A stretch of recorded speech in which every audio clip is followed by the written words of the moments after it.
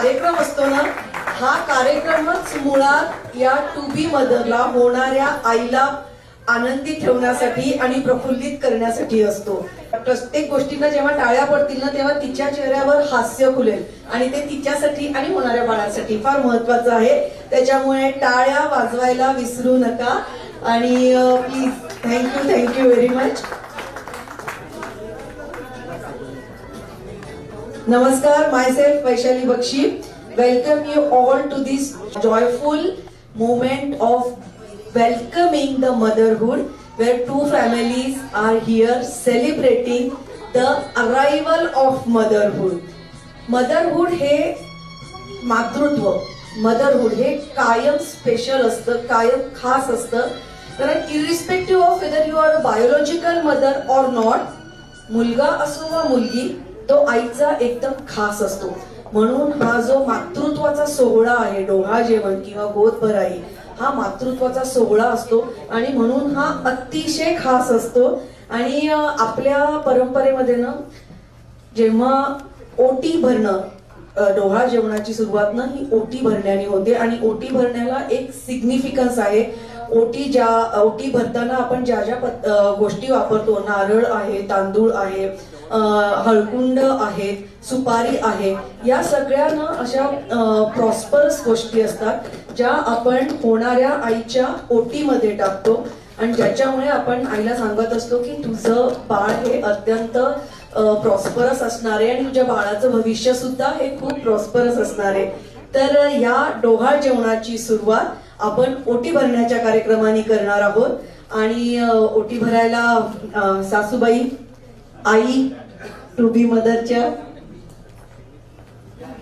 या ओटी भरण्याचे ना महाराष्ट्रामध्ये मला माहिती बाकीच्या ह्याच्यात पण असतील, पण बरेच प्रकार असतात. चोर ओटी असते, त्याच्यानंतर आपण कोवळ्या उन्हामध्ये ओटी भरली जाते.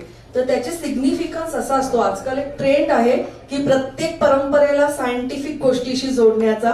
तर मी त्या ट्रेंडला नाही फॉलो करत, पण जो माझा विश्वास आहे तो मला असं वाटतं की 4थ्या महिन्यापासून बाळाच्या हृदयामध्ये चेतना निर्माण व्हायला सुरुवात होते. इथं डॉक्टर लोक आहेत, please correct me if I am wrong.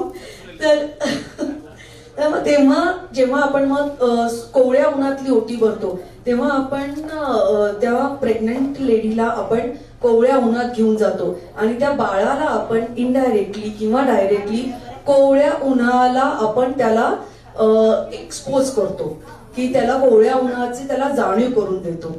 दुसरा प्रकार असतो ह्याच्या झुल्यावर ते बसलेलेच आहे, त्याच्यामध्ये आपण बाळाला गुरुत्वाकर्षणाची जाणीव करून देतो. कारण बाळामध्ये जीव आलेला असतो तर त्याला या सगळ्या गोष्टींची आपण जाणीव करून देत असतो आणि इनडायरेक्टली आई बाळाला सांगत असते की बाळा, जेव्हा तू बाहेर येशील ना, हे जग खूप सुंदर आहे, हे कोवळ्या उन्हाच्या सूर्यकिरणांसारखं कोवळं आहे.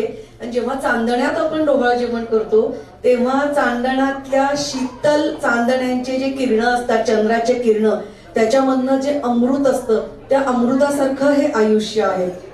पूर्वी अजून एक व्हायचं की नावेमध्ये बसवायचे. तर ते नावेमध्ये बसवतात ते ह्याच्यासाठी की जेव्हा आयुष्य लाटांवरती असतं तेव्हा तुम्हाला स्थिरता मिळावी. त्याच्यामुळे आपण बाळाला आपण त्या नावेमध्ये पण आईला, होणाऱ्या आईला नावेमध्ये बसवतो आणि आपण बाळाला सांगत असतो की बाबा, आयुष्य असं असू शकतं पण तुला स्थिर ठेवावं लागणार आहे. त्याच्यानंतर असतं हा 7व्या महिन्यातला सगळ्या परिवार आणि मित्र परिवारासोबतचा हा कार्यक्रम डोहाळ जेवणाचा, ज्याच्यामध्ये परिवारातले लोक आणि मित्र परिवार मेक शुअर की आपली प्रत्येक स्टेप आणि आपली प्रत्येक गोष्ट ही होणाऱ्या आईला ही फक्त आणि फक्त आनंद असतील. आणि म्हणून हा 7व्या महिन्यातला हा डोहाळ जेवणाचा कार्यक्रम असतो. आणि आता आपण सुरू करूया ओटी भरण्यापासून. या दोन दोघींचा विणींचा एक अतिशय सुंदर असा परफॉर्मन्स होणार आहे, सासू आणि आई. प्लीज खूप जोरात टाळ्या झाल्या पाहिजे आई आणि सासूबाई यांच्या उत्साहासाठी.